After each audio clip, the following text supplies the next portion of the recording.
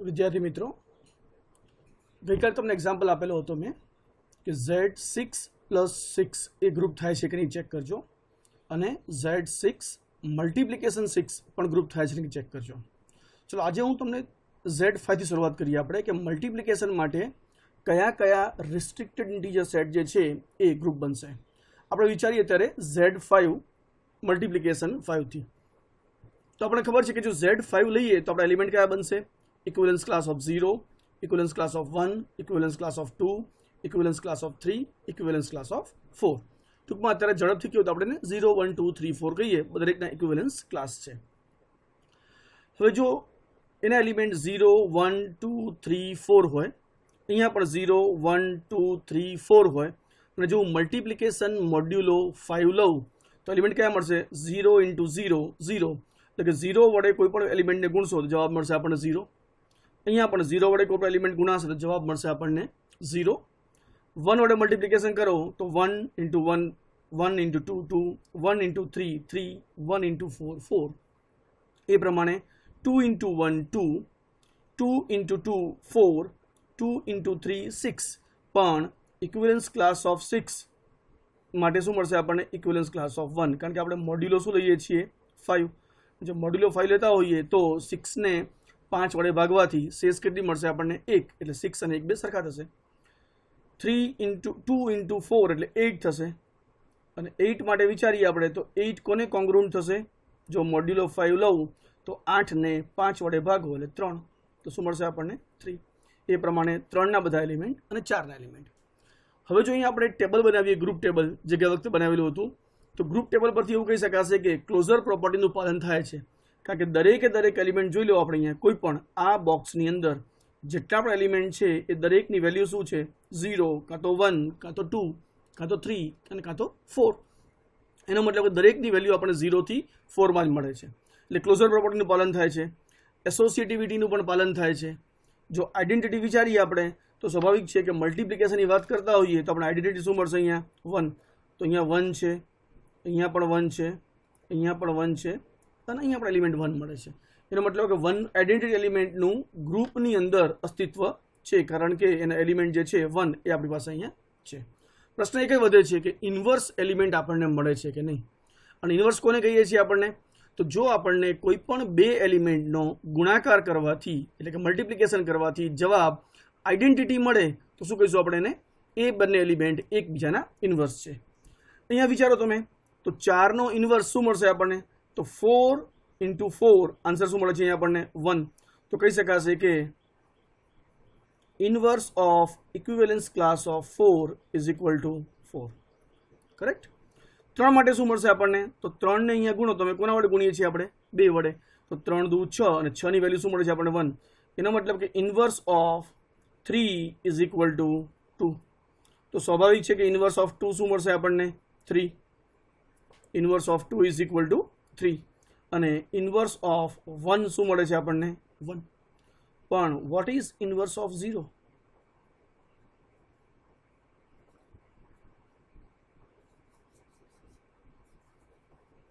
તો અમે આપણને ખબર છે કે 0 એલિમેન્ટ હોય એનો કોઈ દિવસ આપણે ઇન્વર્સ મળે નહીં, અને અહીંયા આપણને 0 એલિમેન્ટનો ઇન્વર્સ મળતો નથી. તો એક આ મોટી ગડબડ થઈ જાય છે આપણે કે જ્યારે Z5 + 5 લઈએ છીએ તો બધા એલિમેન્ટ માટે આપણે ગ્રુપ મળી જાય છે, પણ Z5 મલ્ટિપ્લિકેશન મોડ્યુલો 5 લઈએ તો 0 એલિમેન્ટ આપણને ગડબડ કરે છે. અને સ્વાભાવિક છે કે મલ્ટિપ્લિકેશનની વાત કરતા હોઈએ ત્યારે ક્યારેય આપણને 0નો ઇન્વર્સ નહીં મળે. તો આ કિસ્સામાં જો હું એવું લખું કે આ સેટ Z5 મલ્ટિપ્લિકેશન મોડ્યુલો 5 ને બદલે જો હું એવું લઈ લઉં કે Z5 - equivalence class of 0 multiplication મોડ્યુલો 5, એનો મતલબ કે આ ભાગ હું કાઢી જ નાખું અંદરથી, 0 એલિમેન્ટને લઉં જ નહીં. તો શું મળશે મને એલિમેન્ટ? હવે 1, 2, 3, 4. અહીંયા પણ 1, 2, 3, 4. અને જો હું 1, 2, 3, 4ની વાત કરું અને આ જો બોક્સની વાત કરું તો આ બોક્સની અંદર હવે શું મળે છે આપણને? ક્લોઝર પ્રોપર્ટી મળી જાય છે, એસોસિએટિવિટી પણ મળે છે, આઈડેન્ટિટી 1 દરેક ખાનામાં મળે છે, અને દરેક એલિમેન્ટનો આપણને ઇન્વર્સ પણ મળે છે. એનો મતલબ કે જો હું Z5 - 0 લઈ લઉં તો એ મલ્ટિપ્લિકેશન મોડ્યુલો 5 માટે ગ્રુપ બની જશે. અને માટે હું એવું કહીશ હવે અહીંયા કે Z5 માંથી જો 0 કાઢી નાખવામાં આવે તો એ મલ્ટિપ્લિકેશન મોડ્યુલો 5 માટે ગ્રુપ બનશે. કરેક્ટ? તો આ આપણને ગ્રુપ મળી ગયું. આવી જ વસ્તુ તમે Z7 માટે વિચારો તો Z7 multiplication 7 is also a group થશે. તો ફરી શું કરવું પડશે? આપણે ખાલી Z7 માંથી શું કાઢી નાખવું પડશે? ઇક્વિવેલન્સ ક્લાસ ઓફ 0 કાઢી નાખો. તો Z7 minus 0 equivalence class of multiplication modulus 7 is a group. તો હવે આપણે મલ્ટિપ્લિકેશનનો આઈડિયા મળી ગયો છે કે એડિશન માટે તો કોઈ પ્રોબ્લેમ જ નથી. તમારે જે પણ n લેવો હોય તમે લઈ લો. Zn પ્લસ n એ હંમેશા ગ્રુપ થાય છે. પણ મલ્ટિપ્લિકેશનમાં પ્રોબ્લેમ થાય છે આપણે. તો આપણે જોયું અહીંયા કે Z3 લીધું હોત તો પણ થઈ જાત. Z5 લીધું તો આપણને Z5 minus 0 મળી ગયું. Z7 લીધું તો Z7 minus 0 લીધું તો પણ આપણને મળી ગયું. એનો મતલબ કે અત્યારે જો એકી સંખ્યાનો વિચાર કરીએ આપણે ઓડ નંબર્સનો તો આપણે મળતું જાય છે. ચલો આ જ પ્રોસિજર આગળ ફોલો કરીએ આપણે. તો શું એ પોસિબલ છે કે 9 માટે પણ મળશે? તો ચેક કરી જોઈએ આપણે કે જો હું Z9 લઉં અને Z9 માંથી પણ 0 કાઢી નાખું અને જો હું મલ્ટિપ્લિકેશન મોડ્યુલો 9 લઉં તો આ ગ્રુપ બનશે ખરું? ચેક કરીએ આપણે. તો Z9 માઇનસ 0 લઈએ તો એલિમેન્ટ કયા મળશે આપણને? ઇક્વિવેલન્સ ક્લાસ ઓફ 0 1 2 3 4 5 6 7 અને 8 આ એલિમેન્ટ મળશે. આનું તો મેટ્રિક્સ ટેબલ પર ઘણું મોટું બનશે આપણને, પણ હું તમને બહુ ટૂંકમાં સમજાવી દઉં કે જો આપણે આનું બોક્સ લઈએ એટલે કે ગ્રુપ ટેબલ બનાવીએ તો જો આપણને એ મળવાનું હોય ગ્રુપ તો આપણે ખબર છે કે દરેક ખાનામાં ગ્રુપના દરેકે દરેક એલિમેન્ટ મળી જવા જોઈએ. જેમ કે આ લખ્યું આપણે તો જો 1 માં શું મળે છે? 1 2 3 4. 2 ના ખાનામાં શું મળે છે આપણને? 1 2 3 4. 3 ના ખાનામાં શું મળે છે? 1 2 3 4. અને 4 ના ખાનામાં પણ 1 2 3 4. જો ગ્રુપ થતું હોય તો આપણને દરેકે દરેક એલિમેન્ટ એ દરેકે દરેક રો અને કોલમમાં આપણને મળવા જોઈએ. તો જો હું મલ્ટિપ્લિકેશન મોડ્યુલો 9 લઈ લઉં અને અહીંયા હું બધું નથી લખતો અત્યારે, પણ ઇક્વિવેલન્સ ક્લાસ ઓફ 0 એમ આગળ વધીએ. ચલો હું ઇક્વિવેલન્સ ક્લાસ ઓફ 3 લઉં અહીંયા અને છેલ્લે ઇક્વિવેલન્સ ક્લાસ ઓફ 8.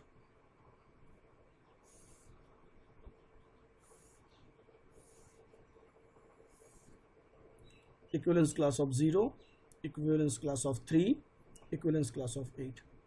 ચલો વિચારો આપણે જો હું આનો જવાબ લખું તો ખરેખર શું થાય મારી પાસે? અહીંયા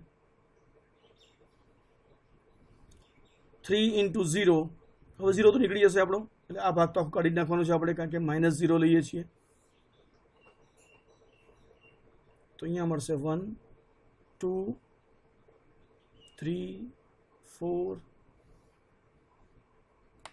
અને જો લઈએ તો 3 into 1 આન્સર શું મળશે આપણને? 3. 3 into 2 આન્સર શું મળશે આપણને? 6.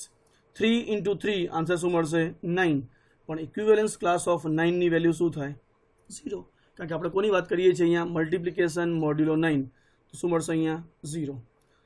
3 into 4 3 ચોક 12. 12 એટલે કેટલા મળશે આપણને અહીંયા? ફરીથી 3. 3 ગુણ્યા 5 કરો તો 15. 15 ની વેલ્યુ શું મળશે આપણને? 6. 3 into 6 લો હવે તો કેટલા મળશે આપણને? 18. 18 ની વેલ્યુ શું મળશે આપણને? 0. જો 7 લો તો 7 તેરી 21. 21 નો આન્સર શું મળશે આપણને? ફરીથી 3. અને જો હું 8 લઉં તો 8 into 3 એટલે કે 24 અને 24 નો આન્સર શું મળશે આપણને? 6.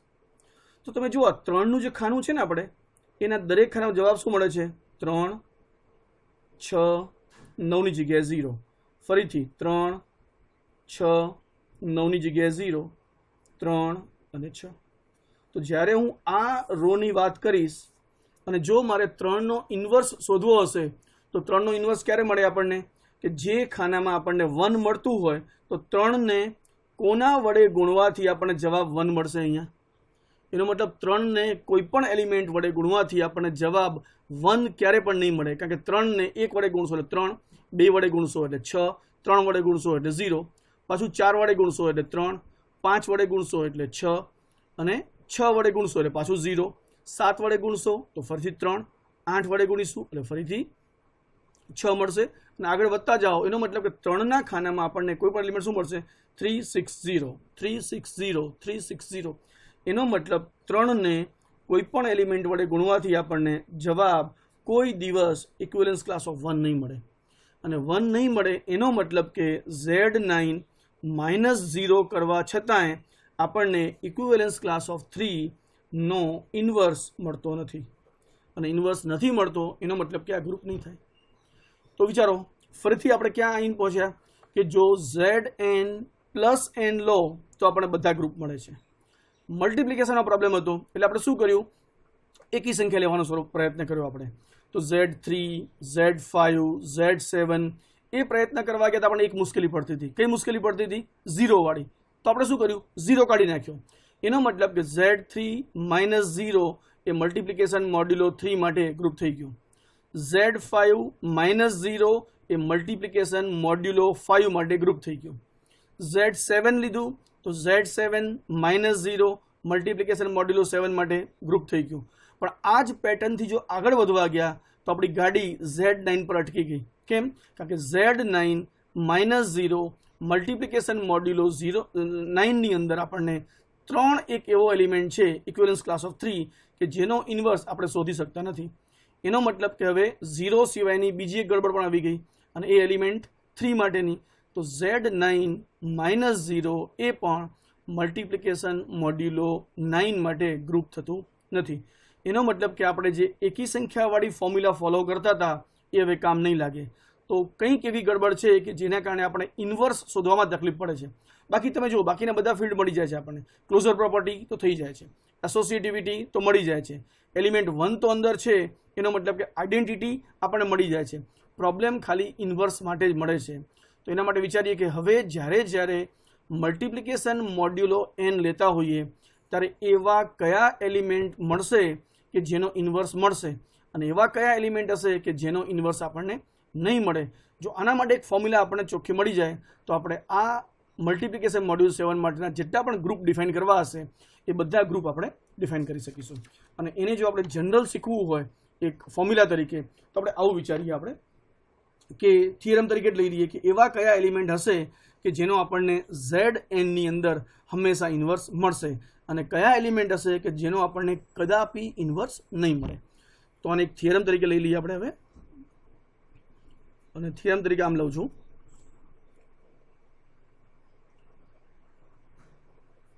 let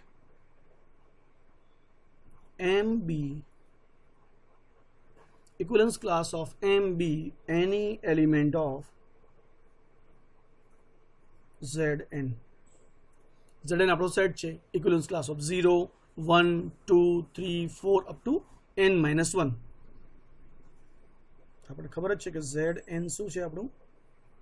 equivalence class of 0, equivalence class of 1 up to equivalence class of n-1 સુધી.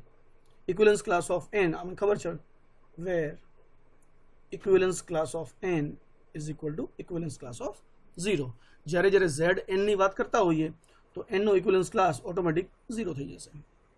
ઓકે, હવે અહીંયા આપણે જે લઈએ લેટ m be any, એની ને બદલે હું નોન ઝીરો લઉં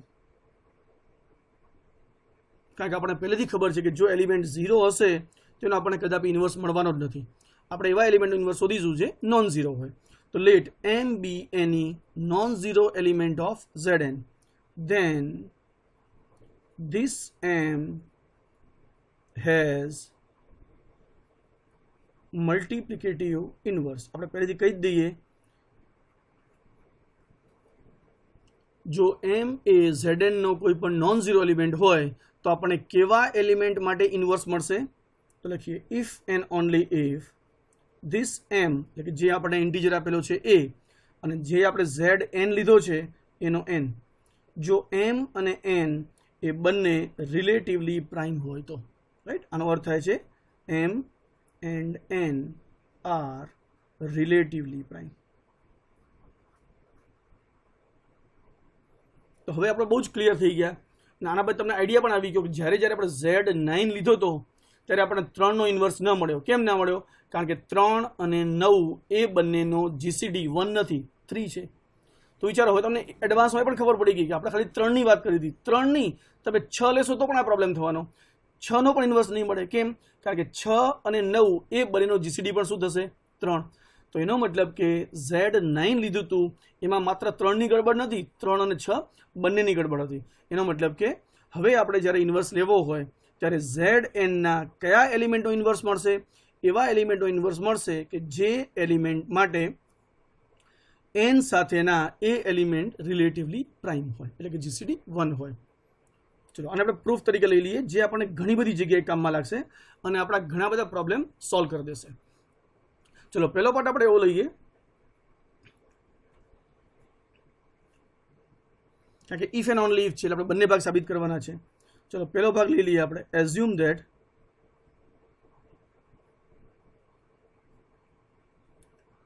m and n are relatively prime. અને જો m અને n રિલેટિવલી પ્રાઇમ હોય તો આપણે એવું સાબિત કરી દઈએ કે આ જે m એલિમેન્ટ છે એનો આપણને ઇન્વર્સ મળશે. અને ઇન્વર્સ ક્યારે મળશે? તો m ને એવા કોઈ એલિમેન્ટ વડે ગુણો કે જેનો આપણને ગુણાકાર 1 મળી જાય. એનો મતલબ કે બંને એકબીજાને ઇન્વર્સ થઈ જશે.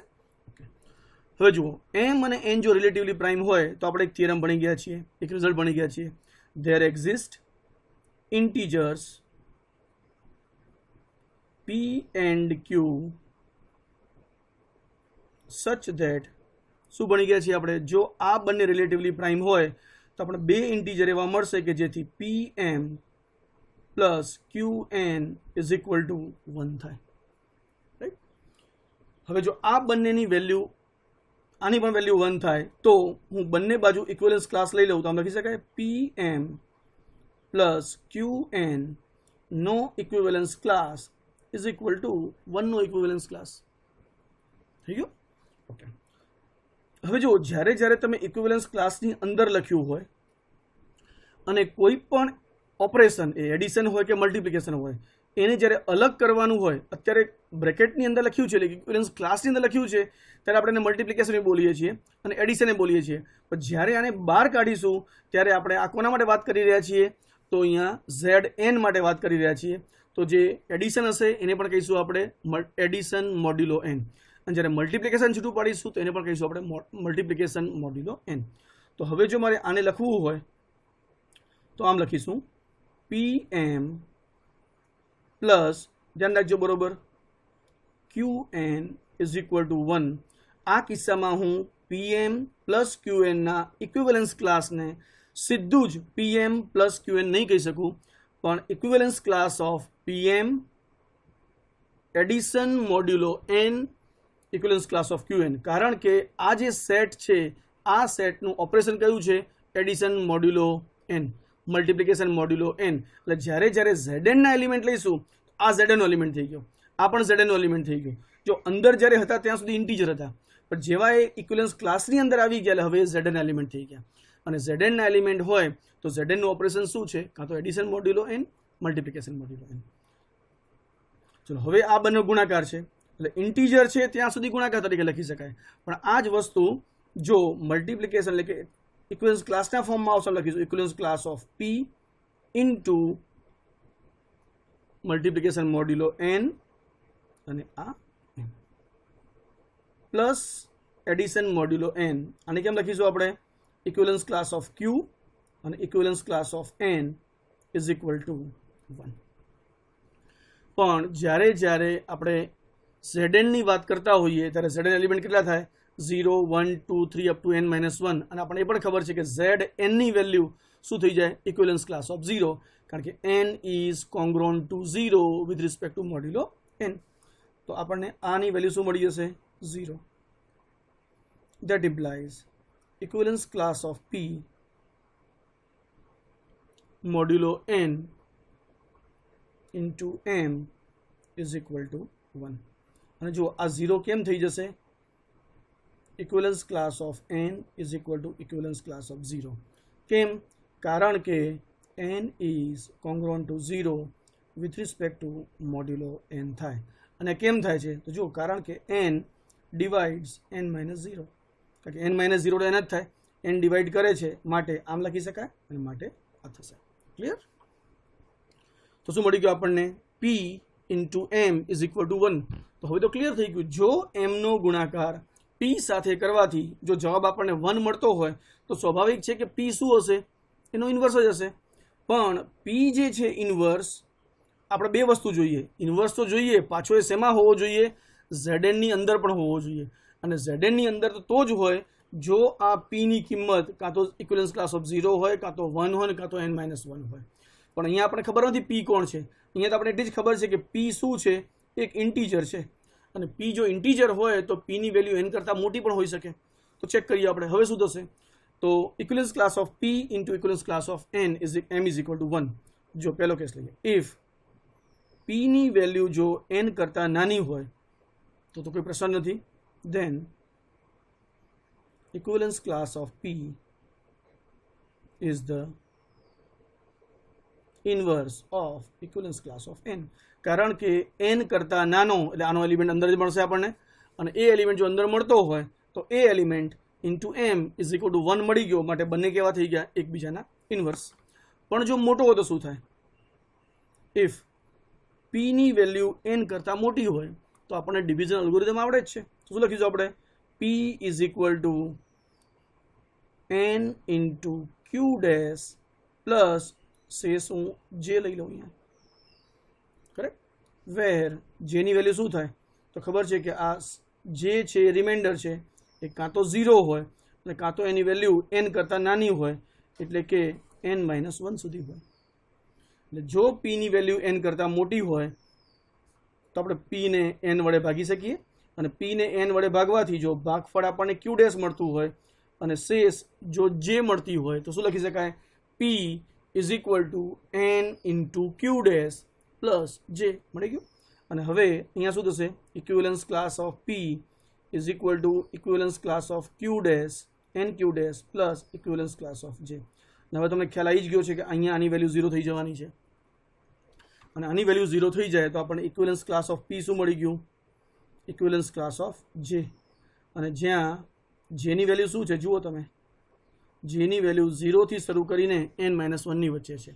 અને જો j ની વેલ્યુ 0 થી n માઇનસ 1 ની વચ્ચે હોય તો આ p ની વેલ્યુ કાં તો ઇક્વિવેલન્સ ક્લાસ ઓફ 0, કાં તો ઇક્વિવેલન્સ ક્લાસ ઓફ 1, કાં તો ઇક્વિવેલન્સ ક્લાસ ઓફ 2, અને કાં તો equivalence class of n minus 1 સુધીમાં હોય. એનો મતલબ કે આ ક્યાં થઈ જશે? હવે zn ની અંદર મળશે આપણને. અને જો આ zn ની અંદર હોય તો આપણને therefore આપણે આવું મળ્યું અહીંયા કે equivalence class of p into equivalence class of n m is equal to 1, જ્યાં if p is less than n તો પ્રશ્ન નથી, તો equivalence class of p is equal to equivalence class of p જ થાય. અને જો p ગ્રેટર ધેન n હોય તો આપણે શું મળી ગયું? Equivalence class of p is equal to equivalence class of j. In general equivalence class of p શું મળી ગયું આપણને? Equivalence class of j, where j is between n minus 1 to 0.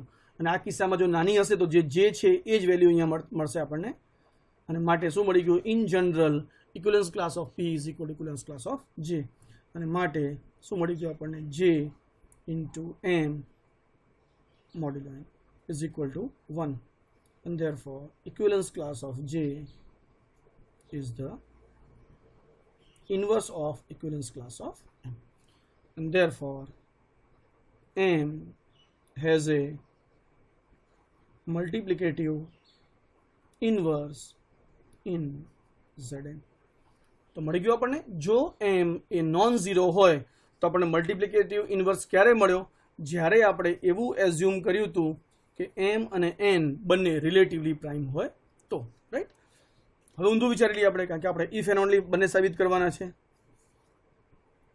ચલો, એઝ્યુમ ધેટ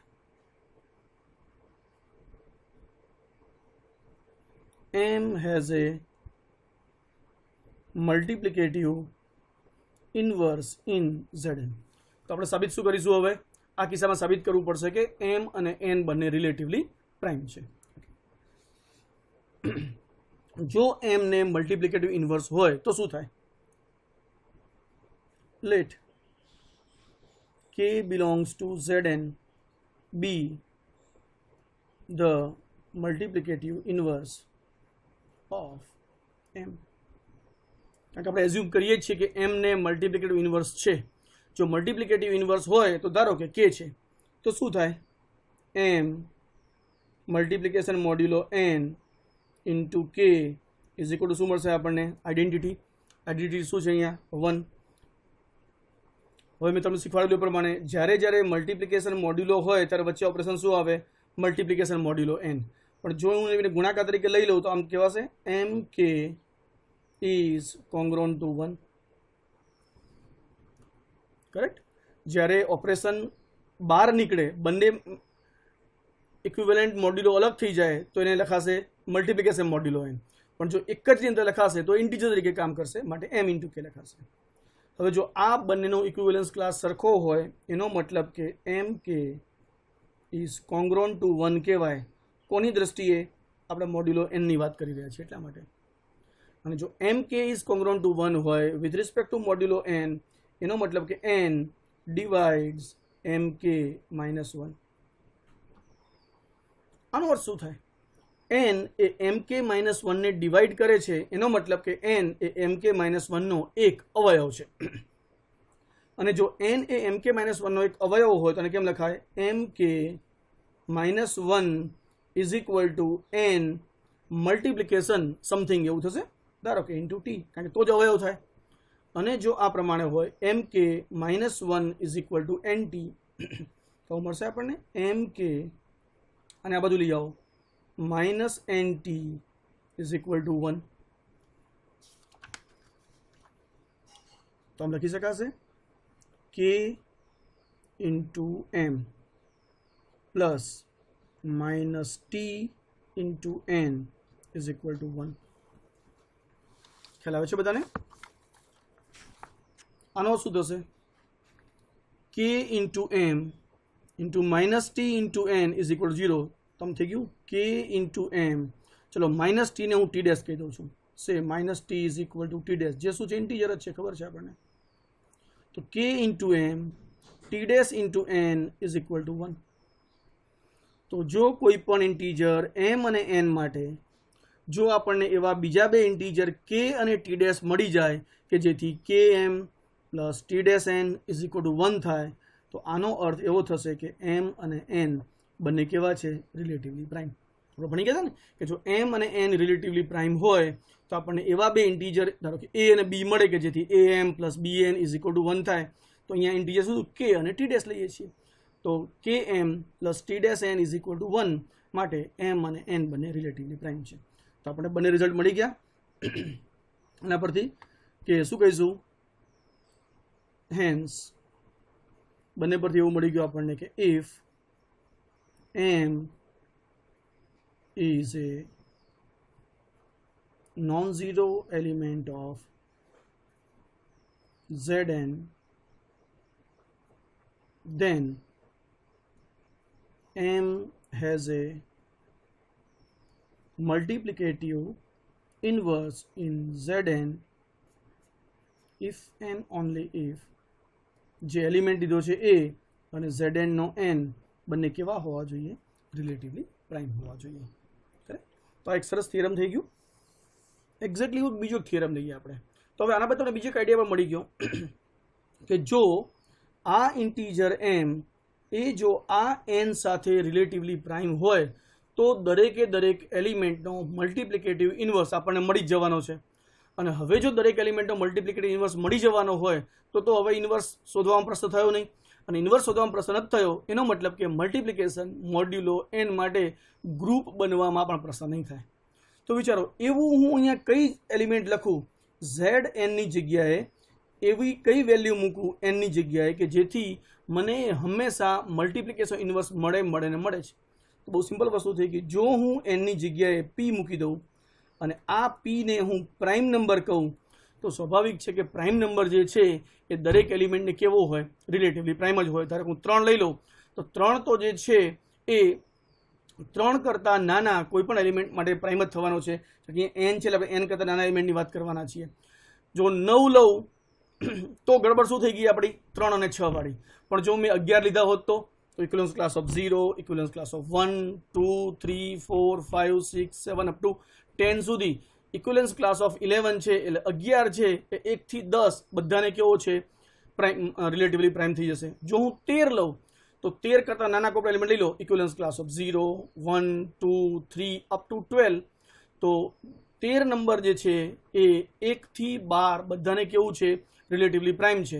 એનો મતલબ કે Z13 લઉં તેના એલિમેન્ટ કયા થઈ ગયા equivalence class of 0, 1, 2 up to 12 અને 13 છે એ આગળના બધાને પ્રાઇમ છે માટે બધાનો ઇન્વર્સ આપણને મળશે. તો હવે જો હું P પ્રાઇમ નંબર લઉં તો તમને હવે ખ્યાલ આવી ગયો કે Z3માં વાંધો ન આવ્યો. કેમ? કારણ કે 3 પ્રાઇમ હતો. Z5માં પણ વાંધો ન આવ્યો મલ્ટિપ્લિકેશન મોડ્યુલો 3 માટે, અહીંયા મલ્ટિપ્લિકેશન મોડ્યુલો 5 માટે. ઇવન Z7માં પણ વાંધો ન આવ્યો જ્યારે આપણે મલ્ટિપ્લિકેશન મોડ્યુલો 7 લીધું હતું. પ્રોબ્લેમ ક્યાં આવ્યો Z9માં, કારણ કે Z9માં શું થઈ ગયું હતું 3 અને 6 એવા નંબર મળી ગયા કે જે 9ને રિલેટિવલી પ્રાઇમ નહોતા. રાઈટ. તો હવે જો હું P પ્રાઇમ લઉં તો કહી શકાશે કે if P is prime then ZP multiplication modulo P is always ZP minus 0 લઈશું આપણે, 0 તો કાઢવો જ પડશે આપણે. તો ZP minus 0 is always a group, right? ZP minus 0 multiplication modulo P is always a group. તો આઈડિયા મળી ગયો આપણને કે હવે જો આપણને મલ્ટિપ્લિકેશન માટેનું કોઈ પણ ગ્રુપ સાબિત કરવું હોય ક્યારે મલ્ટિપ્લિકેશન મોડ્યુલો n હોય ત્યારે તો એ n ડેફિનેટલી પ્રાઇમ નંબર હોવો જોઈએ.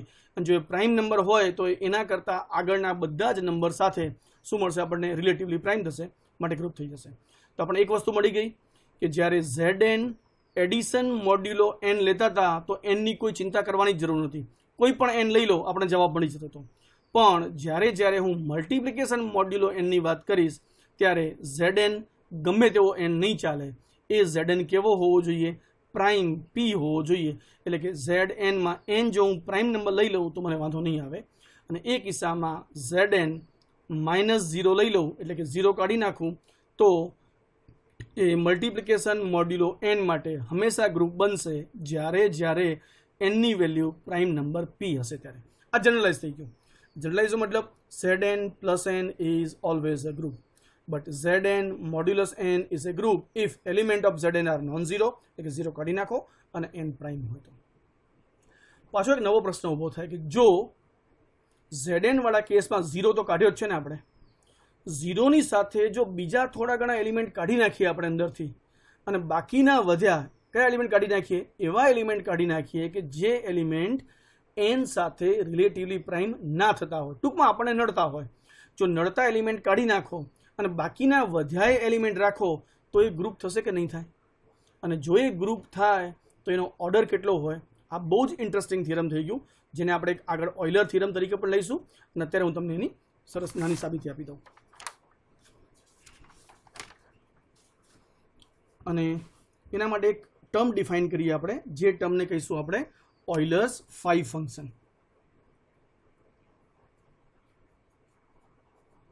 ઓઇલર એક નવું ફંક્શન આપ્યું અને જે ફંક્શન કહેવાય છે ઓઇલર્સ 5 ફંક્શન. ઓઇલર્સ 5 ફંક્શન શું છે? ઓઇલર 5 function phi is from n to n જ્યાં phi n is equal to એક સેટ છે.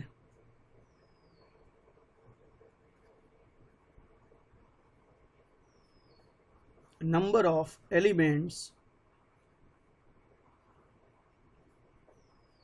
which are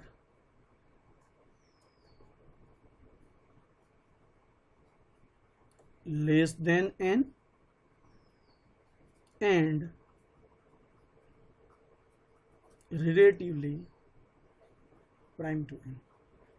Correct? તો phi n એ એવું ફંક્શન છે કે જે નંબર ઓફ એલિમેન્ટ્સ એટલે કે એવા એલિમેન્ટની સંખ્યા કે જે એલિમેન્ટ n કરતાં નાના હોય અને છતાંય n ને કેવા હોય રિલેટિવલી પ્રાઇમ. જેમ કે એક્ઝામ્પલ લઈએ આપણે, ધારો કે હું 5 4 લઉં તો 5 4 શું થાય? તો પહેલી વસ્તુ 4 કરતાં નાના, અહીંયા વિચારો 4 થી નાના એલિમેન્ટ કયા થઈ ગયા? તો 1 2 3. નંબર ઓફ એલિમેન્ટને બદલે હું વધારે સ્પષ્ટતા કરું, number of positive integers, right? આમ તો ક્લિયર જ છે, એટલા માટે કે આપણે અહીંયા એને જ લીધેલો છે, પણ છતાં ક્યાંક ભૂલથી આપણે એલિમેન્ટ શબ્દ તરીકે ગડબડ ન થઈ જાય એટલે લખી દઉં છું, number of positive integers which are less than n and relatively prime to n. તો હું 4ની વાત કરું તો 4 કરતાં નાના કોણ હોય? 1 2 અને 3. હવે વિચારો 4 ને રિલેટિવલી પ્રાઇમ કોણ છે? તો 4 અને 1 રિલેટિવલી પ્રાઇમ છે. 4 અને 2 નો જીસીડી તો 2 થઈ ગયો, માટે રિલેટિવલી પ્રાઇમ નથી. અને 4 અને 3 નો જીસીડી શું થાય? 1. એનો મતલબ કે 1 છે એ 4 ને રિલેટિવલી પ્રાઇમ છે, 3 છે એ પણ રિલેટિવલી પ્રાઇમ છે. કોને? 4 ને. તો આપણને 4 કરતાં નાના અને 4 ને રિલેટિવલી પ્રાઇમ હોય એવા કેટલા પોઝિટિવ ઇન્ટીજર મળ્યા? તો 1 અને 2. માટે જવાબ મળશે આપણને 2, રાઈટ? તો 5 ઓફ 4 ઇઝ ઇક્વલ ટુ 2. ધારો કે મારે 5 10 ફાઇન્ડ કરવું છે તો વિચારો 3 કરતાં નાના, સોરી 10 કરતાં નાના અને 10 ને રિલેટિવલી પ્રાઇમ હોય એવા કેટલા થાય? તો 1 2 3 4 5 6 7 8 અને 9. કારણ કે આપણે શું કહીએ છીએ? Number of integer which are less than n. તો n બરાબર શું છે? 10. તો 10 કરતાં નાના એટલે 9 સુધીના. 9 સુધીના ઇન્ટીજર, પોઝિટિવ ઇન્ટીજર કે જે 10 ને રિલેટિવલી પ્રાઇમ હોય. તો જો 1 મળશે, કારણ કે 1 અને 10 નો જીસીડી શું છે? 1. 2 નહીં મળે, કેમ? કારણ કે 2 અને 10 નો જીસીડી 2 થઈ જાય છે. ઓકે. 3 મળશે, કારણ કે 3 અને 10 નો જીસીડી 1 છે, ગ્રેટેસ્ટ કોમન ડિવાઇઝર. 4 નહીં મળે, કારણ કે 4 અને 10 નો કોમન ડિવાઇઝર શું થાય છે? 2 મળી જાય છે, માટે રિલેટિવ પ્રાઇમ નથી. 5 પણ નહીં મળે, કારણ કે 5 અને 10 નો જીસીડી 5 થઈ જશે. 6 પણ નહીં મળે, કેમ? કારણ કે 6 અને 10 નો જીસીડી 2 આવશે, 2 6 માં પણ છે, 2 10 માં પણ છે. 7 મળશે. 8 નહીં મળે, કારણ કે 2 કોમન થઈ જશે. અને 9 મળશે, કારણ કે 9 ના અવયવ 3 અને 3 છે અને 10 નથી. તો એનો મતલબ કે 1 3 7 અને 9 આ 4 ઇન્ટીજર એવા મળ્યા કે જે પોઝિટિવ ઇન્ટીજર 10 થી નાના છે અને 10 ને રિલેટિવલી પ્રાઇમ છે. તો આ સંખ્યા કેટલી થઈ ગઈ? 1 2 3 4. માટે 5 ઓફ 10 ઇઝ ઇક્વલ ટુ 4. ખ્યાલ આવી ગયો બધાને? તો હવે એવું કહી શકાય કે આ જે સંખ્યા છે શું બતાવે છે? 4.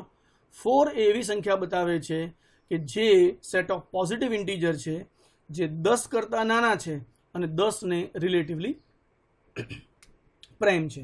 તો એનો મતલબ કે n કરતાં નાના અને n ને રિલેટિવલી પ્રાઇમ હોય એવા નંબરની, એવા પોઝિટિવની સંખ્યા કેટલી? તો એના પોઝિટિવની સંખ્યા થાય છે 5n, રાઈટ? 5n થઈ ગયું. અને હવે આપણે આ થિયરમ લઈએ. બહુ જ સરસ થિયરમ છે કે આપણે zn પ્લસ n માં 0 કાઢ્યા સિવાય પણ બીજા આપણને એવા એલિમેન્ટ મળશે કે જે આપણને ગ્રુપ તરીકે ક્યારેક કામ કરશે. અને આ થિયરમ લઉં છું હું. For a given natural number n,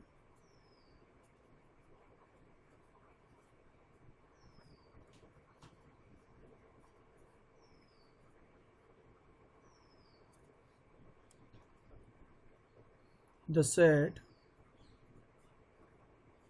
G is equal to એવા બધા equivalence class of A.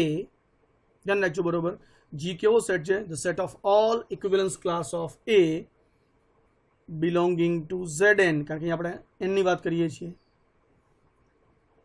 G is equal to the set of all equivalence class of A belong to Zn where A and n are relatively prime. જ્યાં A અને n બંને કેવા છે? Relatively prime છે. પ્રશ્ન એ છે કે હવે આ set is this set G is a group under multiplication modulo n. તો આ જે G છે એ ગ્રુપ બનશે અને જો ગ્રુપ બનશે તો what will be the order of G. તો જીનો ઓર્ડર કેટલો થાય? તો પહેલી વસ્તુ તો ક્લિયર છે, તમને બહુ જ સરસ ખબર પડી હશે કે આ જીની અંદર કેટલા એલિમેન્ટ આવશે. જીની અંદર ઝેડએનના એટલા જ એલિમેન્ટ આવશે કે જે એલિમેન્ટ કેવા હોય, એ અને એન બંને રિલેટિવલી પ્રાઇમ હોય. તો હવે તમને ખબર પડી ગઈ કે પહેલી વસ્તુ કે ઝેડએનમાં એલિમેન્ટ કેવા હોય, તો એન કરતાં નાના, એટલે કે equivalence class of 0, equivalence class of 1, equivalence class of 2, equivalence class of n-1, કારણ કે ઝેડએન છે. પણ એમાંથી બધા નથી લેવાના. કયા લેવાના છે? એવા લેવાના છે કે જે એ એન સાથે રિલેટિવલી પ્રાઇમ હોય. તો આપણે હમણાં જ ખબર પડી ગઈ કે the number of positive integer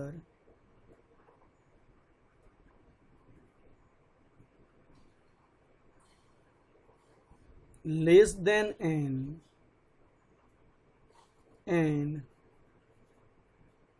relatively prime to n are phi n. આ સંખ્યા આપણને ખબર છે phi n છે. તો જો આનો અર્થ શું થઈ ગયો કે ઝેડએનના એલિમેન્ટ આમાં હોય તો જીમાં એલિમેન્ટ કયા હશે? કાં તો 0, કાં તો 1, કાં તો 2, કાં તો 3 અપ ટુ n-1, એટલે n કરતાં નાના. અને વધુમાં શું કહે છે, એ દરેક ઇક્વિવલન્સ ક્લાસ જે છે કેવો હોવો જોઈએ? એનને રિલેટિવલી પ્રાઇમ. એનો મતલબ કે એવા એલિમેન્ટ નીકળી ગયા કે જે એને રિલેટિવલી પ્રાઇમ નહોતા. તો માટે સિમ્પલ થઈ ગયું. Therefore number of elements in G કેટલા હોય? હંમેશા phi n હોય. એટલે કે ઓઇલર્સ phi ફંક્શન જેટલા એલિમેન્ટ હશે. હવે આપણે ખબર નથી કે આ ગ્રુપ છે કે નહીં, પણ જો આપણે એને ગ્રુપ સાબિત કરીશું તો આપણે ખબર પડી ગઈ કે આ ગ્રુપની અંદર એલિમેન્ટ કેટલા છે? phi n. એનો મતલબ કે જો એ ગ્રુપ બનશે તેનો ઓર્ડર કેટલો હશે? phi n જેટલો હશે. રાઈટ. ચલો પહેલાં આપણે કામ કરીએ ગ્રુપ સાબિત કરવા માટેનું. અને ગ્રુપ સાબિત કરવું હોય તો પહેલાં આપણે બતાવવું પડશે કે આ જે સેટ જી છે નોન એમ્પ્ટી છે.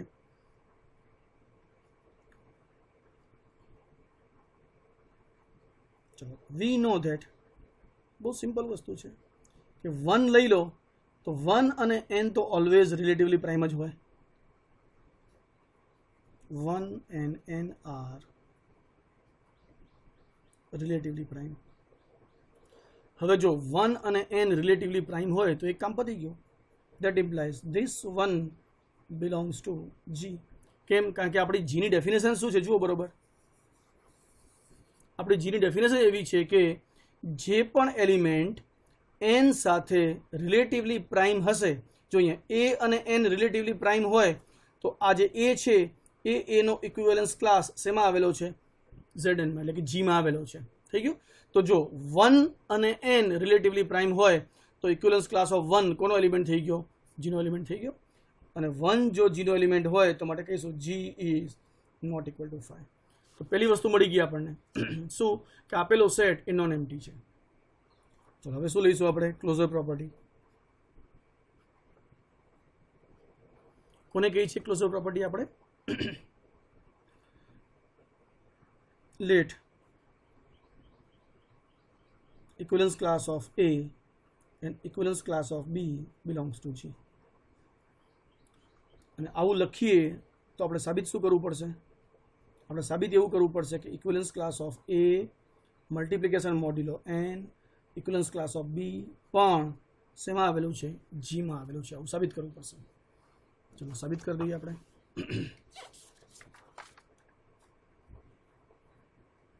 આપણે શું આપેલું છે અહીંયા? equivalence class of A and equivalence class of B belongs to G. ફરીથી જીની ડેફિનેશન યાદ કરો. જીમાં એવા બધા ઇક્વિવલન્સ ક્લાસ ઓફ A આવેલા છે કે જે એ કોને રિલેટિવલી પ્રાઇમ છે? n ને રિલેટિવલી પ્રાઇમ છે. તો જો A બિલોંગ્સ ટુ G હોય તો માટે શું મળી ગયું આપણને? A અને n રિલેટિવલી પ્રાઇમ. બી પણ બિલોંગ્સ ટુ જી છે, એનો મતલબ બી અને એન પણ શું થઈ ગયા? Relatively prime. તો આ તો બહુ સિમ્પલ થઈ ગયું. એ અને એન રિલેટિવલી પ્રાઇમ છે એનો મતલબ કે એ અને એન વચ્ચે કોઈ પણ અવયવ કોમન નથી 1 સિવાય. એ પ્રમાણે બી અને એન વચ્ચે પણ કોઈ પણ ફેક્ટર કોમન નથી 1 સિવાય. હવે જો એ અને એન અને બી અને એનમાં કોઈ પણ ફેક્ટર કોમન ન આવતા હોય તો બહુ જ સ્વાભાવિક છે કે જો હું એ ગુણ્યા બી કરું અને એન સાથે લઉં તો પણ એનો એક પણ ફેક્ટર કોમન નહીં આવે, કારણ કે એના તમે વિચારો જેટલા પણ અવયવો લો એનો એક પણ અવયવ એટલે કે બધો કોઈ પણ ફેક્ટર લો એ એન સાથે કોમન નથી, બીના પણ કોઈ ફેક્ટર એ એન સાથે કોમન નથી, તો બધાને ભેગા લખું તો પણ કોઈ પણ ફેક્ટર કોમન આવવાના જ નથી. એનો મતલબ કે એ ઇન્ટુ બી એન પણ શું થઈ ગયું, રિલેટિવલી પ્રાઇમ થઈ ગયું. તો કેટલું ઇઝી થઈ ગયું. જો a b into n relatively prime હોય તો સ્વાભાવિક છે કે આપણને એવું મળશે equivalence class of A B belongs to ZN. ચલો પહેલા પ્રશ્ન વિચારો, થશે ખરા?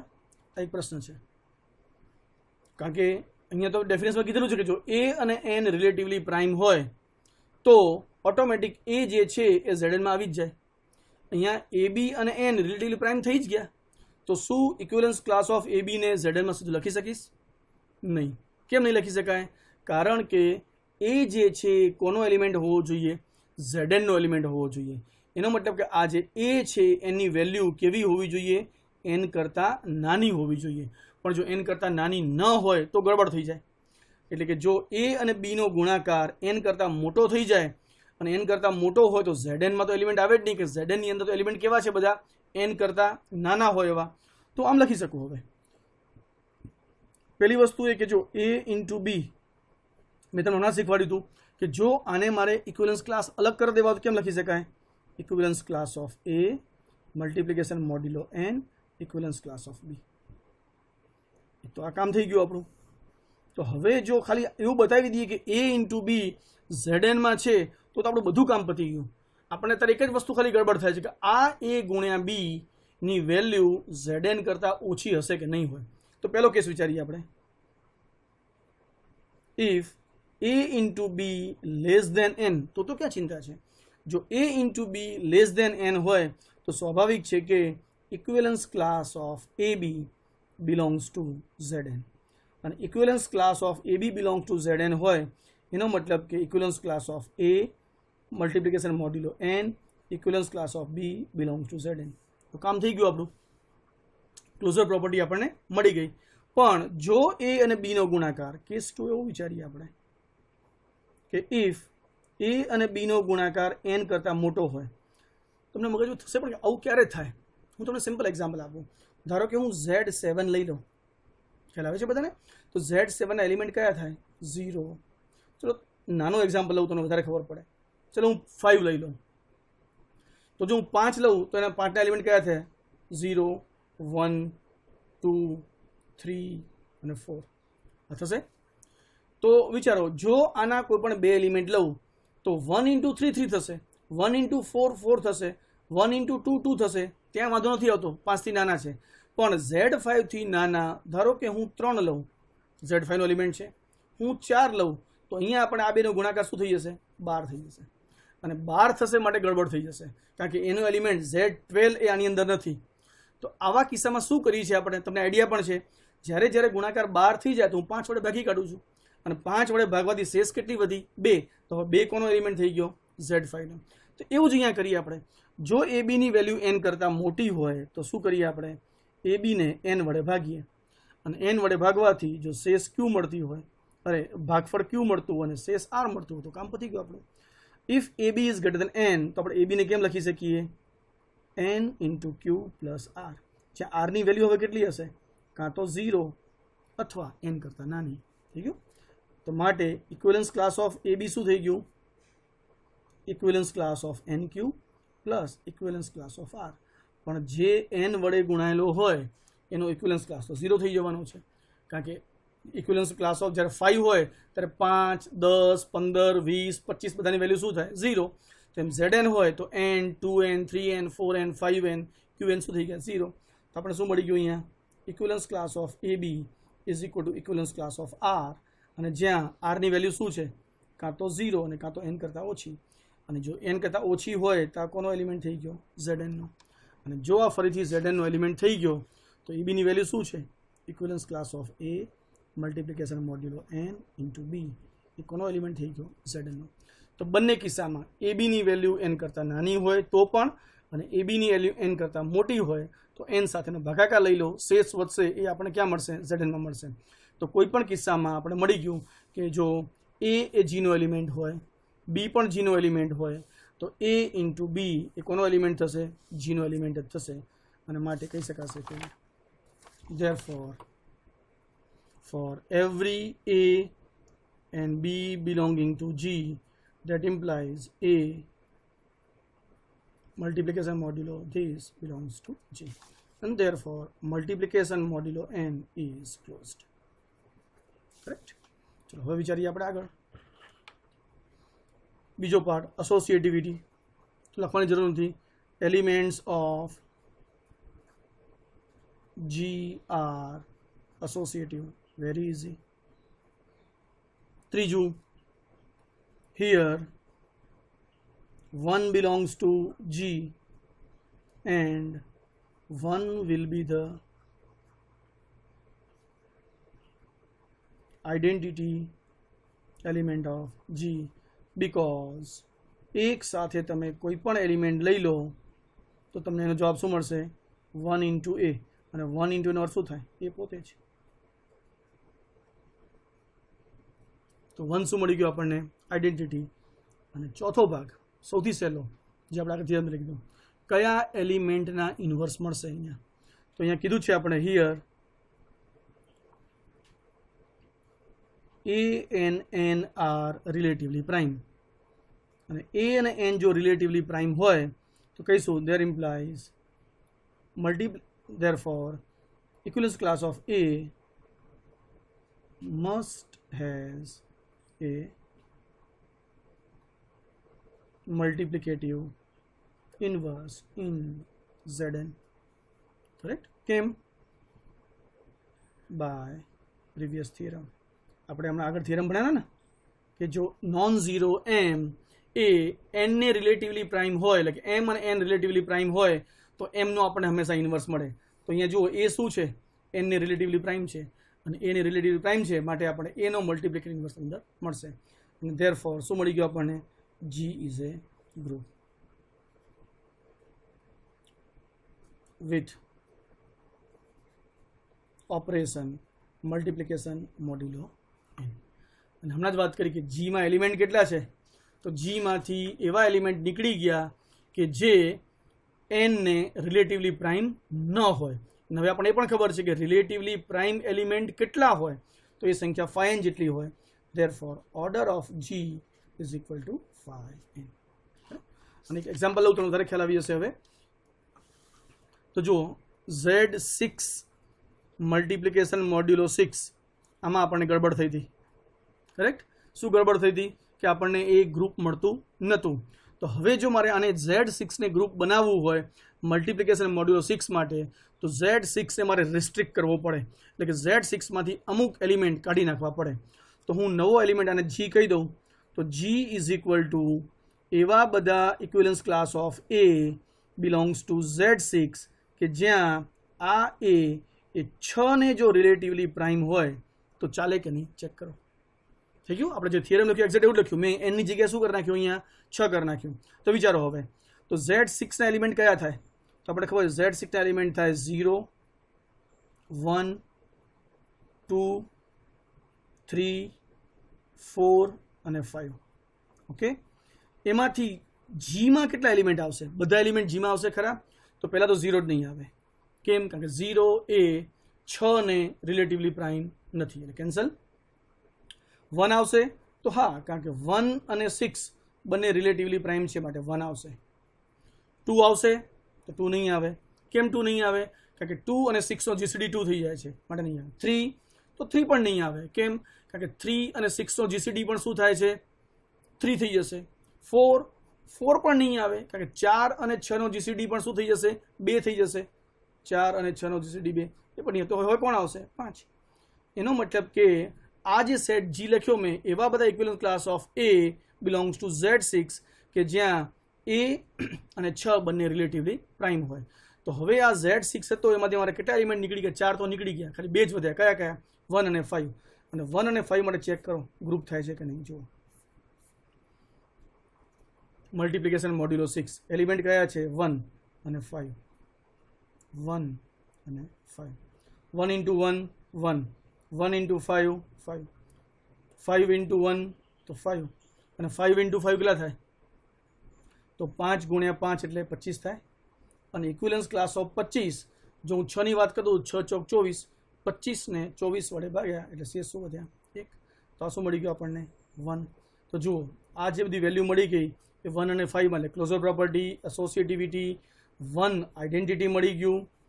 1 તો 1 નો ઇન્વર્સ 1 અને 5 ગુણ્યા 5 1 થાય એટલે 5 નો ઇન્વર્સ 5. તો બધું મળી ગયું આપણને. તો જો હું હવે મારે કોઈ પણ ZN ને ગ્રુપ કેવો હોય મલ્ટિપ્લિકેશન માટે તો શું કરવું પડે? એવા એલિમેન્ટ લેવા પડે ZN ના કે જે n ને રિલેટિવલી પ્રાઇમ હોય. કરેક્ટ. અને હવે જુઓ આપણે એ પણ સાબિત કર્યું હતું કે ઓર્ડર ઓફ G કેટલો થતો હતો? Order of n. અહીંયા ચેક કરો 5 6 બરોબર શું થાય? તો 6 ને રિલેટિવલી પ્રાઇમ હોય એવા નંબર કયા? તો 6 ને રિલેટિવ પ્રાઇમ હોય 1 અને 6 રિલેટિવલી પ્રાઇમ, 5 અને 6 રિલેટિવલી પ્રાઇમ, બીજા એક પણ રિલેટિવલી પ્રાઇમ થશે નહીં. એટલે એક 1 અને બીજો 5. તો શું મળી ગયું આપણને? કેટલા એલિમેન્ટ મળી ગયા? 2. અને તમે જુઓ G ના એલિમેન્ટ કેટલા છે? 2. 2 ને શું કહેવાય? 5 6. Therefore order of G is equal two હું શું કહી શકું? 5 6. થઈ ગયું. તો એ પ્રમાણે જો હું Z6 ને બદલે હવે હું ZN કહું અને મલ્ટિપ્લિકેશન મોડ્યુલો n લઉં તો અહીંયા પણ n આવશે અને અહીંયા પણ શું થઈ જશે? એલિમેન્ટની સંખ્યા 5n, જે આપણે આગલા થિયરમમાં લીધી. તો આ બહુ જ ઇન્ટરેસ્ટિંગ થિયરમ હતા બંને ઇક્વિવેલન્સ રિલેશન માટેના.